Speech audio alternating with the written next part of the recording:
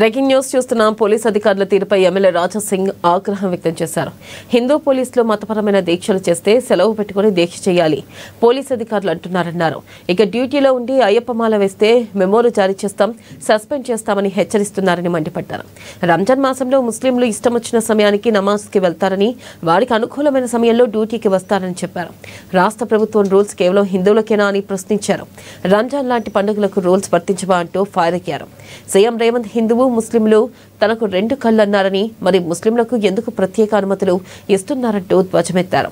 ఇక వచ్చే సంవత్సరం నుంచి హిందువులకు పెట్టినట్లే ముస్లింలకు కూడా రూల్స్ పెట్టాలని డిమాండ్ చేశారు.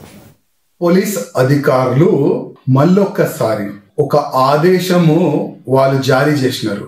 ఆ ఆదేశంలో ఏముందంటే, ఎవరైనా హిందూ ఎస్ఐ కానీ, ఇన్స్పెక్టర్ కానీ, ఏసీపీ కానీ, కానిస్టేబుల్ కానీ, ఏదైనా పదవిలో ఉన్న ఆ పోలీస్ అధికారులు కానీ, కానిస్టేబుల్ కానీ ఒకవేళ మతపరమైన దీక్షలు వేసుకుంటే ఆయన సొలు పెట్టుకొని ఆ దీక్షని కంప్లీట్ చేసుకోవాలి.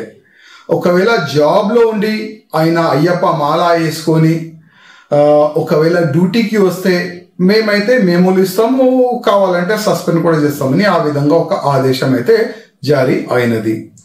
ఇది ఇప్పుడు కాదు, కంటిన్యూగా ఎవ్రీ సంవత్సరం అంటే అయ్యప్ప దీక్షా సమయంలో అంటే డిసెంబర్, నవంబర్, జనవరిలోనే ఇట్లాంటి ఆదేశాలు జారీ అవుతుంది.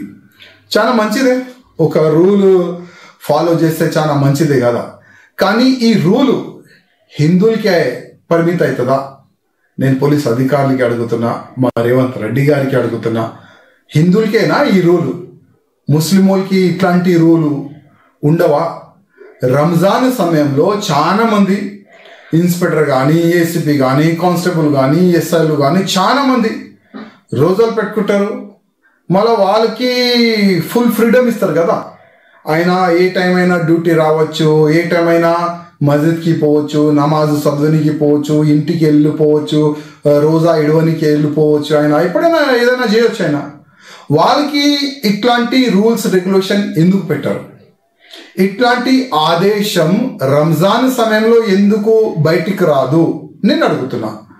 అంటే హిందూ ఫెస్టివల్ ఉంటే, హిందూ పండగలు వస్తే, అయ్యప్ప స్వామి దీక్షా సమయం వస్తేనే ఇట్లాంటి రూల్స్ యాద్ వస్తుందా నేను అడుగుతున్నా.